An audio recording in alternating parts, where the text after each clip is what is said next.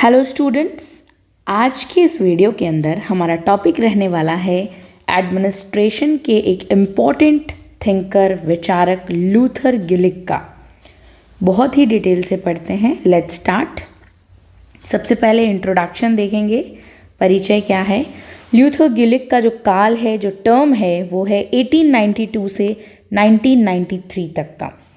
Was a prominent American political scientist. ये राजनीतिक विज्ञानी थे अमेरिका में, एंड पब्लिक एडमिनिस्ट्रेशन के स्कॉलर भी थे, शिक्षाविद थे। Best non for his work in administrative theory. और ये किस लिए जाने जाते हैं?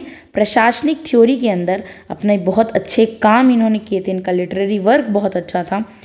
एंड ऑर्गेनाइजेशनल मैनेजमेंट, और साथ में संगठन के प्रबंधन पे भी इन्होंने थ्योरी दी थी, इसीलिए जाने जाते हैं। हिज कॉन्ट्रीब्यूशंस, जो इनके सहयोग हैं, कॉन्ट्रीब्यूशन हैं, significantly shaped the field of public administration. उसने लोक प्रशासन को बहुत ही अच्छी तरीके से, व्यवस्थित रूप से एक अलग से स्ट्रक्चर शेप्ड किया है, एक अलग सा स्ट्रक्चर दिया है field of public administration, particularly through this post corp framework. ये जो पोस्ट कॉर्प फ्रेमवर्क है वो लूथर गिलिक की देन है, of his work and administrative efficiency in governance, शासन के अंदर। अर्ली लाइफ देखते हैं, साथ में एजुकेशनल बैकग्राउंड भी देखते हैं इनका। Luther Halsey Gulick was born in Osaka. ये जगह है ओसाका, जापान में 1892 में। टू मिशनरी पेरेंट्स के यहाँ इनका जन्म होता है। He later moved to the United States. बाद में ये यूनाइटेड स्टेट यानी अमेरिका की ओर चले जाते हैं, मूव्ड करते हैं। Where he pursued his education, जहाँ से अपनी शिक्षा प्राप्त करते हैं पॉलिटिकल साइंस में, राजनीति विज्ञान में, एंड पब्लिक एडमिनिस्ट्रेशन, लोक प्रशासन, दोनों में। एजुकेशन देखते हैं। ऑबर्लिन कॉलेज होता है इनका 1914। Earned his undergraduate degree, वहाँ पर ये अपनी बीए की डिग्री लेते हैं, undergraduate degree. Columbia University 1915 से 1920 तक completed graduate studies in municipal administration and political science. फिर बाद में कोलंबिया यूनिवर्सिटी से ये म्युनिसिपल एडमिनिस्ट्रेशन के अंदर और पॉलिटिकल साइंस दोनों में अपनी ग्रेजुएट डिग्री लेते हैं। Where he was deeply influenced, वहाँ पर ये बहुत प्रभावित होते हैं, बहुत इन्फ्लुएंस्ड होते हैं बाय कंटेम्प्रेरी एडमिनिस्ट्रेटिव थिंकर। उस समय के समकालीन विचारकों से, उनके सिद्धांतों से, उनके प्रभाव से ये बहुत प्रभावित होते हैं। हिज एकेडमिक बैकग्राउंड, जो उनका स्टडी से रिलेटेड बैकग्राउंड है, प्रोवाइडेड अ स्ट्रॉन्ग फाउंडेशन, एक अच्छी नींव तैयार करता है for his later contributions to public administration. और वहीं से ऐसा माना जाता है इनकी शुरुआत हो गई थी पब्लिक एडमिनिस्ट्रेशन में, इतनी अच्छी थ्योरी देंगे। फिर कॉन्ट्रीब्यूशन टू पब्लिक एडमिनिस्ट्रेशन, हम लोक प्रशासन में वास्तव में इनका क्या कॉन्ट्रीब्यूशन है, क्या योगदान है। गिलिक्स मोस्ट सिग्निफिकेंट, बहुत इंपॉर्टेंट कॉन्ट्रीब्यूशन है, lay in the areas of administrative organisation, संगठन में एफिशिएंसी, दक्षता और प्रबंधन से रिलेटेड इनका जो ये योगदान है देखने को मिलता है। His work has been influential, और इनका जो काम है वो बहुत ही इन्फ्लुएंशियल यानी प्रभाव करना, दूसरों पर प्रभाव डालना, in shaping modern public administration practice, आज की आधुनिक लोक प्रशासन की गतिविधियों को एक अच्छी दिशा देने में बहुत इन्फ्लुएंस किया है पोस्ट कॉर्प टेक्निक ने। POSDCORB principles of administration है, ये प्रशासन के कुछ सिद्धांत हैं। The idea of POSDCORB was introduced by Luther Gulick, ये आइडिया लूथर गिलिक ने इंट्रोड्यूस्ड किया था इन 1937। वेरी इंपॉर्टेंट, यहाँ पे हम हाईलाइट करते हैं इसे। Paper was a part of papers on the science of administration, ये इनके पेपर का पार्ट है, papers on the science of administration, ये इस पोस्ट कॉर्प इसका एक पार्ट है। को एडिटेड, और साथ में इसके को ऑथर थे लिंजिन उर्विक। पोस्ट कॉर्प रिप्रेजेंट 7 की फंक्शंस। अब पोस्ट कॉर्प में जितने भी वर्ड ये आप देख रहे हैं कैपिटल लेटर्स में, ये 7 वर्ड्स फंक्शंस ऑफ मैनेजमेंट, प्रबंधन के कार्य को यहाँ पर रिप्रेजेंट करते हैं, प्रस्तुत करते हैं इन एन एडमिनिस्ट्रेटिव सिस्टम, एक प्रशासनिक सिस्टम के अंदर। दीज प्रिंसिपल, और ये जो सिद्धांत हैं, एम्ड टू इनहेंस एफिशिएंसी, दक्षता एंड इफेक्टिवनेस, जो प्रभावकारिता है लेकर आते हैं किसी भी संगठन में, particularly in public administration, specially किसमें, लोक प्रशासन में। अब हम देखते हैं क्या है ये पोस्ट कॉर्प। बहुत ही बेसिक से देखेंगे जो ग्यूलिक ने सजेस्ट किया है। POSDCORB is a acronym that stands for, ये पोस्टकॉर्प जो है एक्रोनिम यानी कैपिटल लेटर्स में ये पोस्टकॉर्प अपने आप में ये वर्ड्स हैं। Just P highlighting planning, organising, staffing, directing, coordinating, reporting and budgeting. अब हम ईच फंक्शंस, हर एक फंक्शन को, हर एक वर्ड को डिटेल से समझते हैं। वाइटल रोल, हर फंक्शन एक बहुत इंपॉर्टेंट रोल प्ले करता है प्रशासन के प्रबंध में। Ensuring systematic workflow, coordination and productivity, उत्पादनता को बढ़ाने में। प्लानिंग क्या है? प्लानिंग इन्वॉल्व, प्लानिंग अपने साथ समेटता है, इन्वॉल्व करता है सेटिंग गोल्स, ऑब्जेक्टिव्स यानी कोई एम, हम किस टारगेट को अचीव करना चाहते हैं, और स्ट्रैटेजीज, और हम किस तरह की स्ट्रैटेजी बनाते हैं, वो सब कुछ किस में आता है? प्लानिंग में आता है। ओके, टू अचीव, अचीव यानी हासिल करना, डिजायर्ड रिजल्ट, जो हमारे आउटकम है, आउटकम यानी हमारे रिजल्ट, हमारी जो मेन लक्ष्य है।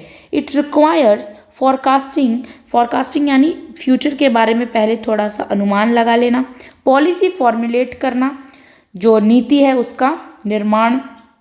एंड डिजाइनिंग एक्शन प्लान, और जो हमारे प्लान होने वाले हैं उन्हें डिजाइन करना। ओके, एग्जाम्पल देखते हैं। When working with president Franklin D Roosevelt administration, Gulick contributed the planning of government or reorganizations under the New Deal 1930s. जब प्रेसिडेंट फ्रैंकलिन रोजवेल्ट थे एडमिनिस्ट्रेशन में, तो ग्यूलिक ने कंट्रीब्यूट किया प्लानिंग में, जब उनकी गवर्नमेंट में रीऑर्गेनाइजेशन में उन्होंने प्लान्स बनाए थे। He helped design the executive office of the president EOP, और उन्होंने executive office of the president को डिज़ाइन किया टू स्ट्रीमलाइन एडमिनिस्ट्रेटिव फंक्शन, ताकि प्रशासनिक काम अच्छे से हो सकें। Ensuring that agencies work efficiently towards policy goals, और ये जो इन्होंने ये जो बनाया था executive office of the president at the time of Franklin Roosevelt, जब वहाँ पर राष्ट्रपति थे, तो ये जो ऑफिस बनाई थी इन्होंने, ये किस लिए बनाई थी? ताकि जो काम है वो प्रशासनिक काम अच्छे से हो सके और पॉलिसी नीतियों का निर्माण होता रहे। अब ऑर्गेनाइजिंग क्या होता है? Organising refers to structuring roles. अब हर चीज़ को ऑर्गेनाइज करना, बने हुए प्लान को, अपने रोल्स को स्ट्रक्चर करना, रिस्पॉन्सिबिलिटीज, जवाबदेहिता और जिम्मेदारी, and relationships within an organisation to optimise performance, अपनी परफॉर्मेंस को सुधारने के लिए ये सब रिप्रेजेंटेशन करना। एग्जाम्पल देखते हैं। ग्यूलिक प्लेड अ क्रूशियल रोल, जो ग्यूलिक है उन्होंने बहुत अच्छा रोल प्ले किया इन रीऑर्गेनाइजिंग, वापस संगठित करने का, the US governments administrative structure, जो US गवर्नमेंट की एडमिनिस्ट्रेटिव यानी प्रशासनिक स्ट्रक्चर था उसे वापस से रीऑर्गेनाइज किया, इसका मतलब पुनर्संगठित किया। ही प्रपोज्ड अ हायरार्कियल स्ट्रक्चर, और उन्होंने सजेस्ट किया, प्रपोज किया hierarchical structure for federal agencies, जितनी भी एजेंसीज थी उनके लिए एक हायरार्कियल स्ट्रक्चर को फॉलो किया। Ensuring clear chains of command, ताकि हर एक चेन्स मतलब हर एक ऑर्डर स्पैन ऑफ कंट्रोल भी रहे और साथ में क्लियर कमांड रहे, A B को बोले, B C को बोले, इस तरह से। तो क्लियर चेन रखने के लिए, और डिवीजन ऑफ लेबर यानी जो कार्य है उसका विभाजन कर दिया गया। His work lead to structuring federal agencies like Bureau of the Budget and the Social Security Administration, ये नाम है, इन्होंने इसे रीऑर्गेनाइज किया इम्प्रूविंग एफिशिएंसी, दक्षता बढ़ाने के लिए। थर्ड आता है S for staffing. Staffing focuses on recruiting यानी भर्ती, ट्रेनिंग एंड मैनेजिंग पर्सनल, कार्मिकों को मैनेज करना, इन इंश्योर कॉम्पिटेंट ह्यूमन रिसोर्सेज, ताकि ह्यूमन रिसोर्स जो है वो अच्छे से काम कर सके। एग्जाम्पल देखते हैं। ग्यूलिक एम्फेसाइज्ड मेरिट बेस्ड हायरिंग, कि वो कहते हैं कि अगर आपको किसी को हायर करना है तो आप उसकी मेरिट यानी स्किल्स के हिसाब से, उसके मेरिट के हिसाब से हायर कीजिए इन गवर्नमेंट जॉब, सरकारी नौकरियों में। To enhance public administration efficiency, जिससे पब्लिक एडमिनिस्ट्रेशन की एफिशिएंसी बढ़ती है। ही एडवोकेटेड, और उन्होंने इस बात को एडवोकेट किया for civil service reform. Civil service reform क्या होता है? जो सरकारी सेवाएं होती हैं, जो सरकारी सेवाएं होती हैं उनके अंदर रिफॉर्म यानी सुधार लेकर आना, सुधार यानी रिफॉर्म्स लेकर आना। एंश्योरिंग दैट, वो इस बात को सुनिश्चित करता है कि जो सरकार employees were selected based on qualification, जितने भी कर्मचारी हैं उनका जो सिलेक्शन रिक्रूटमेंट है वो किस तरह से उनकी क्वालिफिकेशंस देख के कि उनमें क्या क्या टैलेंट है, क्या स्किल्स है, रेदर देन पॉलिटिकल इन्फ्लुएंस, ना कि वो सरकार जो सत्ता में बैठी है उसके दबाव से सिलेक्शन नहीं होना चाहिए, कोई रिकमेंडेशन, कोई सिफारिश नहीं, उनकी क्वालिफिकेशन देखी जानी चाहिए। डायरेक्टिंग क्या है? डी, डायरेक्टिंग इन्वॉल्व्स सुपरवाइजिंग यानी निरीक्षण करना, लीड करना, नेतृत्व करना, गाइड यानी किसी चीज़ को अच्छे से निरीक्षण करके एम्प्लॉयज़ को, कर्मचारियों को, टू अचीव ऑर्गेनाइजेशनल गोल्स, ताकि संगठन का जो एक ऊपर का जो एक गोल है, एम है, अल्टीमेट एम, वो अचीव हो सके। इससे उन्हें गाइड करना, उन्हें हर चीज़ का मार्गदर्शन करना। इट इंक्लूड्स डिसीजन मेकिंग, निर्णय निर्माण, कम्युनिकेशन, संचार, एंड मोटिवेशन, अभिप्रेरणा से भी हम डायरेक्ट कर सकते हैं। एग्जाम्पल देखते हैं। एज एन एडमिनिस्ट्रेटिव एडवाइज़र, जो गुलिक थे वो एडमिनिस्ट्रेटिव एडवाइज़र थे, प्रशासनिक सलाहकार थे। गुलिक एडवाइज्ड पब्लिक ऑफिशियल्स यानी जो लोगों के लिए बनाए गए ऑफिसर्स हैं, and executive officers on leadership strategies, उन्हें कहा कि आपको किस तरह से, उनके अंदर एक लीडरशिप स्ट्रैटेजीज इन्वॉल्व की। ही एनकरेज्ड क्लियर डायरेक्टिव, वो कहते हैं कि अपने डायरेक्टिव निर्देश को क्लियर रखो टॉप मैनेजमेंट के अंदर। Ensuring that government agencies followed a unified administrative visions, जो प्रशासनिक सिस्टम है वो एक यूनिफाइड स्ट्रक्चर फॉलो करती है, सिस्टम को, उनको उसका विजन, जो उसका दृष्टिकोण है वो क्लियर है। His work in world war second, और जो उनका जो वर्ल्ड वार सेकेंड था उनमें logistics focused on directing resources efficiently in military administration. उस टाइम युद्ध का टाइम था, तो रिसोर्स को कैसे मैनेज करना है वो उन्होंने लॉजिस्टिक वे में तर्कपूर्ण तरीके से लॉजिस्टिक्स को साथ में बताया। कोऑर्डिनेटिंग, सीओ क्या होता है? कोऑर्डिनेटिंग यानी समन्वय। Ensures harmonisation of activities and departments, जो कर्मचारी हैं और ऑफिस के बीच में एक हार्मनी का बैलेंस बना रहना, एक समन्वय स्थापित होना।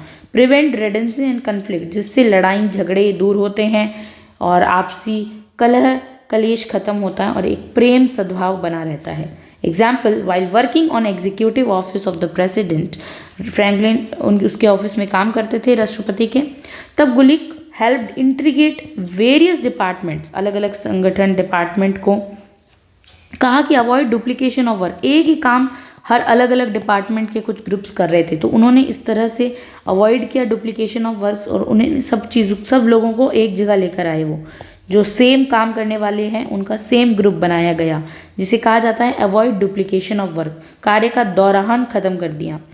हिज एडमिनिस्ट्रेटिव स्ट्रैटेजीज इंश्योर्ड, और उनकी जो प्रशासनिक स्ट्रैटेजीज थी वो इंश्योर करती है, सुनिश्चित करती है that agencies like the department of treasury, जो राजकोष से रिलेटेड एजेंसी है, डिपार्टमेंट ऑफ वॉर, युद्ध से रिलेटेड, डिपार्टमेंट ऑफ कॉमर्स, वाणिज्य से रिलेटेड डिपार्टमेंट को, worked together rather than operating in isolation, अलग थलग काम करने से अच्छा एक साथ आकर मिलकर काम करें। ही ऑल्सो एम्फेसाइज्ड, और गुलिक ने इस बात पर जोर दिया, the importance of inter agency communication and policy alignment, कि जो एजेंसीज के साथ में अंतर संबंध है, उनके इंटर कम्युनिकेशन जो संचार हैं वो हों, और पॉलिसी जो अलाइंड हो रही है उस पर फॉलो हों। फिर हम देखते हैं reporting represent are. What is reporting? Reporting involves keeping decisions makers inform through records, उन्हें हर चीज़ के लिए रिकॉर्ड को तुरंत उनको इन्फॉर्म किया जाए, रिपोर्ट्स में फीडबैक मैकेनिज्म को भी फॉलो किया जाए। Example, Gulik was a strong advocate for data driven decision making, वो कहते हैं कि डाटा, हर चीज़ का डाटा अवेलेबल होना चाहिए, डाटा ड्रिवन मैकेनिज्म के कट्टर समर्थक भी हैं। ही हेल्प डेवलप्ड रिपोर्टिंग स्ट्रक्चर, हर चीज़ को रिपोर्ट करो इन गवर्नमेंट एजेंसीज, हर चीज़ को बताओ, इंश्योर एक्यूरेट रिपोर्ट्स होनी चाहिए, सब चीज़ वैलिड प्रूफ फैक्ट बेस्ड होनी चाहिए, जिससे क्या है ट्रांसपेरेंसी बनी रहती है। Reached policy makers to guide administrative decisions, और ये data is very important. His work influenced the creation of regular budget reports and agencies perform evaluations. उनके जो काम थे, उनके जो वर्क थे, उन्होंने किसको बहुत ज़्यादा रेगुलर बजट जितने भी देखते हैं हम आज, वो सब कुछ एकदम हर चीज़ प्रॉपर मैनर में लिखी हुई होती है, रिपोर्ट्स होती है जितनी भी पॉलिसीज़ की, तो वो इवेल्यूएशन करने पे काम आती है। उनका निरीक्षण मूल्यांकन हम अच्छे से कर सकते हैं एजेंसीज़ का, कि कैसे उनकी परफॉर्मेंस रहती है। नेक्स्ट हम पढ़ते हैं budgeting, which is representing B, last है ये 7th में।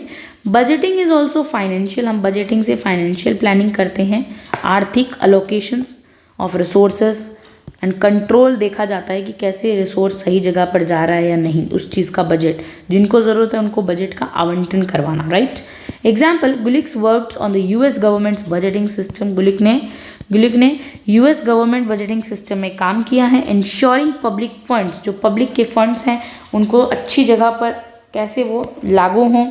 ही helped establish the bureau of the budget, और उन्होंने इस्टेब्लिश किया था ब्यूरो ऑफ द बजट, यानी बजट से रिलेटेड ब्यूरो, नौकरशाही, which improved financial planning and accountability, और जो सिर्फ किस चीज़ के लिए जवाबदेह थी कि काम आर्थिक प्लानिंग के, फाइनेंशियल प्लानिंग के लिए ही ओनली अकाउंटेबल थी वो।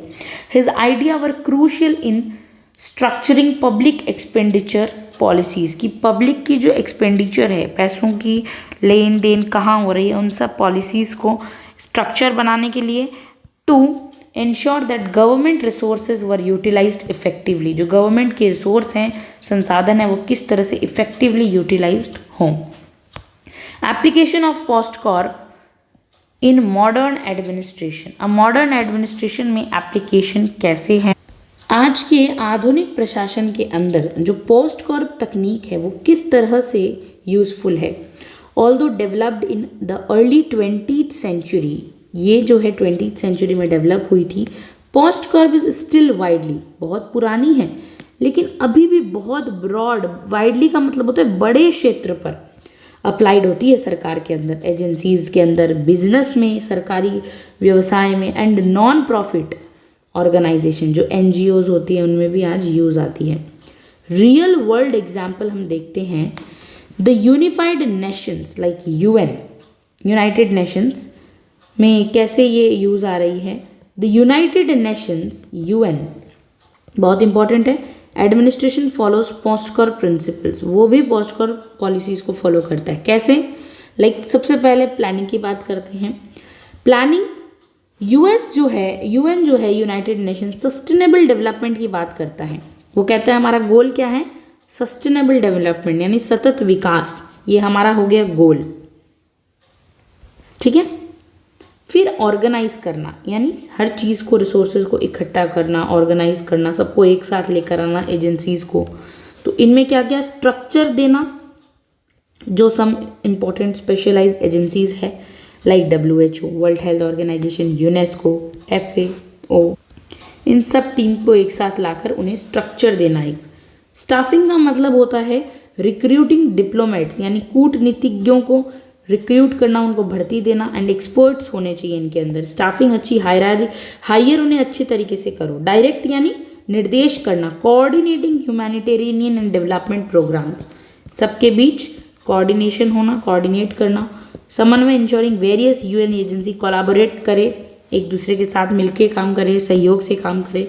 रिपोर्ट करना यानी प्रिपेयर एनुअल ग्लोब रिपोर्ट, जो एनुअल ग्लोब रिपोर्ट हर साल हेल्थ पे, एनवायरनमेंट पर प्रेजेंट होनी चाहिए, ये रिपोर्ट करो आप UN को, इन सारी कमिटीज को बता दिया गया।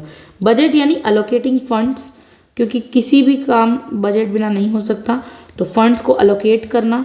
ह्यूमैनिटेरियन एड की ज़रूरत पड़ जाए तो, कहीं कोई देश में, कोई वर्ल्ड के किसी कोने में आपत्ति आ जाए तो एक एड होनी चाहिए जो ह्यूमैनिटेरियन ग्राउंड पर मानव लोगों के लिए, जितने भी लोग हैं उनको, पीस कीपिंग, शांति, सुरक्षा और विकास के लिए। क्रिटिसिज्म हर चीज़ का देखने को मिलता है, पोस्ट कॉर्प का भी है। तो क्रिटिसिज्म ऑफ पोस्ट कॉर्प है, although post Corp is a valuable framework, very important, it has faced criticism, लेकिन आलोचनाएं हुई है ओवर टाइम। टू रिजिड, इसे कहा गया है बड़ा रिजिड है, बड़ा कठोर है और मैकेनिकल है, ऐसा लगता है कोई टेक्निकल चीज़ें हैं, हर चीज़ बस आपने बता दी ऐसे। क्रिटिक्स आर्ग्यू, जितने भी आलोचक हैं वह कहते हैं दैट ह्यूमन बिहेवियर, मानव व्यवहार और जो है वो flexibility are not fully concern, वो थोड़ा कहते हैं ना चंचल है, मानव स्वभाव चंचल यानी लापरवाह सा है थोड़ा, वो ऐसे इतना रिजिड नहीं है, कठोर नहीं है। मैकेनिकल मत बनाओ इसे। मानव व्यवहार चंचल है, फुल्ली कंसिडर्ड नहीं करता इन सब पॉलिसीज़ पर, नहीं मानता। लिमिटेड एडेप्टेबिलिटी, कि लोगों ने इसे अपनाया नहीं है ज़्यादा, लिमिटेड एडेप्टेबिलिटी है, ऐसा मानते हैं क्रिटिक्स, जो आलोचक होते हैं। मॉडर्न पब्लिक एडमिनिस्ट्रेशन, जो आधुनिक लोक प्रशासन है, उसका जो फील्ड है, इम्फेसाइज करता है कोलैबोरेटिव गवर्नेंस पर, कि जो गवर्नेंस कैसी होनी चाहिए, कोलैबोरेटिव होनी चाहिए, साथ में मिलके काम करे, ना कि एकदम रिजिड, कठोर नहीं होनी चाहिए। रेदर देन स्ट्रिक्ट हायरार्की का फॉलो नहीं होना चाहिए कि ए है तो वो बी को कहे, सी को डी, ए सीधा डी को नहीं कह सकता, बिल्कुल नहीं, इतना रिजिड नहीं होना चाहिए, इतना लॉन्ग प्रोसेस नहीं होना चाहिए किसी भी चीज़ में। चैलेंज बाय हर्बर्ट साइमन, और इसे हर्बर्ट साइमन ने भी चैलेंज किया है in his book bounded rationality. Herbert Simon की वेरी वेरी फेमस बुक है बाउंडेड रेशनैलिटी। उस कंसेप्ट साइमन आर्ग्यूड, इसमें कहते हैं साइमन, द डिसीजन मेकिंग, जो निर्णय लेना है, is more complex than POSDCORB suggest. POSDCORB जितने भी सजेस्ट करता है कि सबको ऐसे, वो डिसीजन मेकिंग तो बहुत हार्ड है, किसी भी चीज़ पर डिसीजन लेना बहुत हार्ड है, बजाय कि पोस्टकॉर्प तो उसे बहुत सरल बनाता है। इसीलिए हर्बर्ट साइमन ने इसकी आलोचना की है। Gulick's span of control and division of work, एक और गुलिक जो है थ्योरी देते हैं स्पैन ऑफ कंट्रोल की एंड डिवीजन ऑफ वर्क, कार्य विभाजन की, नियंत्रण का क्षेत्र और कार्य विभाजन। Gulick emphasise the importance of span of control. अब ग्यूलिक कहते हैं स्पैन ऑफ कंट्रोल, नियंत्रण का क्षेत्र जो है वो बहुत इम्पोर्टेंट है।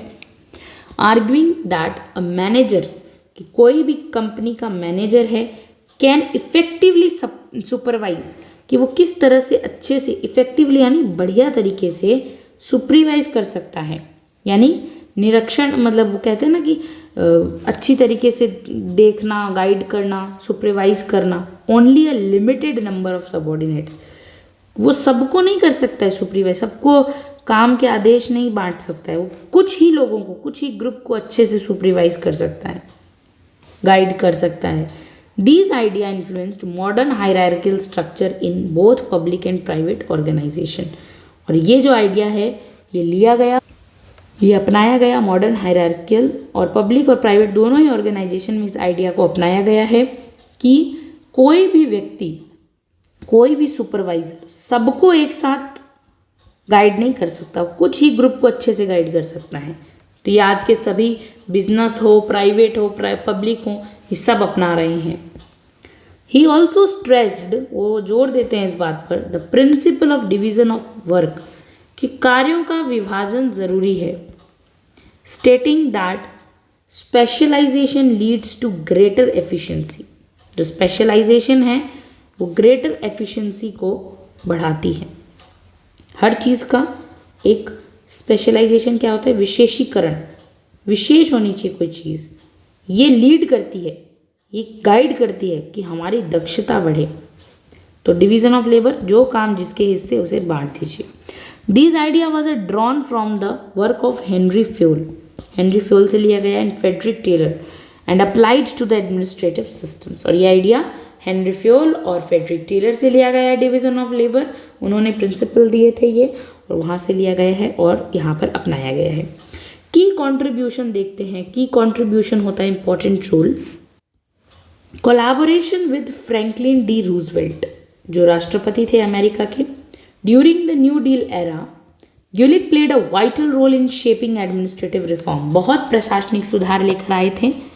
ही वर्कड एज एन एडवाइजर, उन्होंने काम किया था एडवाइजर यानी सलाहकार, to the president Franklin D Roosevelt के यहाँ, particularly in restructuring government agencies, सभी गवर्नमेंट एजेंसीज को अच्छे से रीस्ट्रक्चर देना, एक अच्छा स्ट्रक्चर प्रदान किया। Served from FDR's committee on administrative management, ये टाइम पीरियड इन्होंने सर्व किया, वहाँ पर सेवा दी अपनी। Which influence the Reorganization Act of 1939, और इसे इन्फ्लुएंस किया। Leading the creation of Executive office of the President, और यहाँ इसकी स्थापना की। इनके कार्य हम देख पा रहे हैं। Advocated for a more centralised and efficient government structure, centralised बनाने की कोशिश की, सारी पावर्स को एक जगह सेंट्रलाइज्ड करना यानी केंद्रीकरण करना, development of the executive office of the president, अब उन्होंने फ्रैंकलिन रोजवेल्ट के सामने डेवलपमेंट किया, विकास किया executive office of the president, कि प्रेसिडेंट का अपना एग्जीक्यूटिव ऑफिस होना चाहिए। Gulick help design the structure, और उन्होंने ही स्ट्रक्चर तैयार किया था executive office of the president EOP का, which remains a cornerstone of US governance today, और आज भी यूएस गवर्नेंस में बहुत कॉर्नरस्टोन इंपॉर्टेंट पार्ट है। His work contributed to strengthening the president's managerial capacity, क्योंकि यूएसए में राष्ट्रपति के ही शक्तियाँ चलती है, इसीलिए उस प्रेसिडेंशियल सिस्टम को स्ट्रॉन्ग बनाता है ये, और उनकी कैपेसिटी को बिल्ड करता है। रिसर्च एंड एकेडमिक इन्फ्लुएंस देखते हैं। ग्यूलिक का जो काम था एक्सटेंडेड बियॉन्ड गवर्नमेंट रिफॉर्म्स, सिर्फ गवर्नमेंट तक सीमित नहीं था कि उन्होंने गवर्नमेंट का स्ट्रक्चर अच्छा कर दिया, सुधार ला दिया, नहीं, एकेडमिक की ओर, एकेडमिक डिसिप्लिन की ओर कंट्रीब्यूशन बहुत अच्छा था। पब्लिक एडमिनिस्ट्रेशन, लोक प्रशासन विषय की ओर अच्छा था। ही को edited and publish several influence work, उनके को एडिटेड यानी साथ में एक दूसरे राइटर का हेल्प लेके इन्होंने को एडिट किया वर्क्स को अपने। सबसे पहला वर्क आता है very important, papers on the science of administration, PYQs में भी पूछा जाता है। अलॉन्ग विथ लिंजन उर्विक, जो इसमें साथ दिया था थे Lyndall Urwick, these collections of essays established many fundamental principles, अलग अलग बेसिक फंडामेंटल सिद्धांत, मूलभूत सिद्धांत को एस्टैब्लिश करते हैं, स्थापित करते हैं of administrative science. Administrative reflections from world war second 1948, analysed करना, मूल्यांकन करना government efficiencies during war time, कि वार के समय की गवर्नमेंट की दक्षता क्या रहती है, गवर्नमेंट कैसे प्रभाव करती है, कैसे कार्य करती है जब युद्ध की स्थिति होती है तब। Management science and theory and practice, ये इनकी बुक है वेरी इंपॉर्टेंट, इसमें वो फोकस करते हैं ऑन ऑर्गेनाइजेशनल मैनेजमेंट प्रिंसिपल, कि संगठन के प्रबंध में जो प्रिंसिपल्स इस्तेमाल होते हैं उन पे फोकस करते हैं। His ideas became fundamental in the field, influencing scholars like Herbert Simon, इन सबको इन्होंने बहुत इन्फ्लुएंस किया। हु लेटर क्रिटिसाइज्ड, बाद में हर्बर्ट साइमन ने उनके वर्क को आलोचना की थी। ग्यूलिक्स रिजिड स्ट्रक्चर बताया था views, but acknowledged for his foundational contribution, लेकिन ग्यूलिक अपने फाउंडेशनल कंट्रीब्यूशंस के कारण जाने जाते हैं। की थ्योरीज एंड देयर इम्पैक्ट, इन्होंने जो थ्योरी दी और उनके क्या इम्पैक्ट थे। The classical approach to public administration, Gulick जो ग्यूलिक थे वो क्लासिकल अप्रोच के समर्थक थे।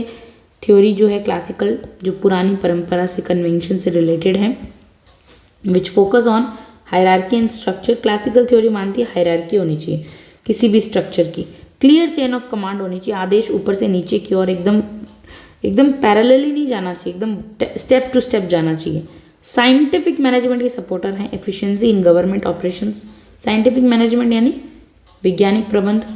कोऑर्डिनेशन एंड स्पेशलाइजेशन, समन्वय करना, और स्पेशलाइजेशन यानी हर चीज़ को बांट देना कामों को। Organise functional department, this approach let the ground work for modern bureaucratic, नौकरशाही के लिए आज स्थापित करता है, एक नींव स्थापित करता है, अग्रह। Unity of command and coordination, यानी यूनिटी ऑफ कमांड होता है कि आदेश, एक व्यक्ति को एक आदेश मिले एक ही सुपरवाइजर से, एंड कोऑर्डिनेशन यानी समन्वय। ग्यूलिक एम्फेसाइज, जोर देते हैं that each worker should receive order from only one superior. Taylor तो कहते हैं 8 बॉस, लेकिन फेयल भी कहते हैं कि सिर्फ एक 1 सुपीरियर होना चाहिए, तो ग्यूलिक भी कहते हैं 1 सुपीरियर होना चाहिए। Unity of command to avoid confusion, ताकि कन्फ्यूजन ना रहे, एक आदेश अगर एक आदमी दे रहा है तो उसकी बात मान लेनी चाहिए, बहुत सारे लोग देंगे तो कन्फ्यूजन बढ़ता है। His theories on coordination influence administrative structuring across various government level, सरकार के अलग अलग लेवल्स पे उन्होंने प्रभावित किया। Criticism and limitations of Gulick's idea, Gulick के आइडियाज़ का क्रिटिसिज्म देखते हैं। While Gulick's theory were groundbreaking, अग्रणी थी, अद्भुत थी, they faced criticism, rigid structure के कारण, लैक ऑफ फ्लेक्सिबिलिटी और चेंजिंग पब्लिक एडमिनिस्ट्रेशन लैंडस्केप। आज रिजिड नहीं होना चाहिए, सब बदल रहा है, टू मैकेनिकल है, बहुत एकदम ऐसा लगता है कि टेक्निकल है, अकाउंट ऑफ ह्यूमन बिहेवियर को इग्नोर किया, फ्लेक्सिबिलिटी नहीं है, लचीलापन नहीं है, मतलब कठोर बहुत है, हर्बर्ट साइमन कहते हैं अपनी बाउंडेड रेशनैलिटी में। Challenging public administration landscape, modern है, आज गवर्नमेंट शासन बदल रहा है, तो अडेप्टेबिलिटी होनी चाहिए, अपनाना चाहिए कि आज कैसी परिस्थिति है, which Gulick's framework does not fully address. Gulick का फ्रेमवर्क तो बस POSDCORB. Despite this criticism Gulick principle remain relevant है आज, लेकिन फिर भी बहुत प्रासंगिक हैं प्रबंध में और प्रशासन की व्यवस्थाओं में। लेगेसी एंड इन्फ्लुएंस देखते हैं कि क्या क्या इन्फ्लुएंस हुआ है उनका। Even today Gulick's contribution widely studied and applied, पढ़ा जाता है। गवर्नमेंट रिफॉर्म्स, प्रशासनिक सुधार, गवर्नमेंट शासन में सुधार, his ideas, organisation, efficiency and executive leadership influence major public administration world wide reforms को बहुत अच्छे से। पब्लिक मैनेजमेंट थ्योरीज को इन्होंने इन्फ्लुएंस किया, his work in foundational new public management में भी। Business administration concepts like division of labour, तो बिजनेस एडमिनिस्ट्रेशन ने इनको अपनाया है। Integral corporate governmental structures, his ideas continue to shape government agencies, business management strategy in public, सब field को इनके आइडियाज ने बहुत अच्छे से रीस्ट्रक्चर किया है। कंक्लूजन देखते हैं, ल्यूथर गिलिक वॉज अ पायोनियर, पथ प्रदर्शक थे इन पब्लिक एडमिनिस्ट्रेशन में, emphasizing efficiency, structure and executive management, कि कैसे एग्जीक्यूटिव मैनेजमेंट कार्यपालिका का जो प्रबंधन है वो अच्छे से देखा जाए। हिज पोस्ट कॉर्प फ्रेमवर्क बहुत इंपॉर्टेंट है। वर्क विद फ्रैंकलिन रोजवेल्ट के साथ काम किया इन्होंने। एंड एकेडमिक कंट्रीब्यूशन में लेड फाउंडेशन रखी मॉडर्न एडमिनिस्ट्रेटिव साइंस की। While some of his theories have evolved, his impact on organisational management, संगठन के प्रबंध में तथा सरकार में बहुत प्रोफाउंड है। Gulick's work continues to be relevant, प्रासंगिक है, गाइड करता रहता है लोक प्रशासन को, कॉर्पोरेट मैनेजर्स के साथ करता है, पॉलिसी मेकर्स जो नीति निर्माणक हैं, in designing efficient and structured and effective organisations. तो ये था आज हमारा ल्यूथर गिलिक के बारे में हमने पढ़ा।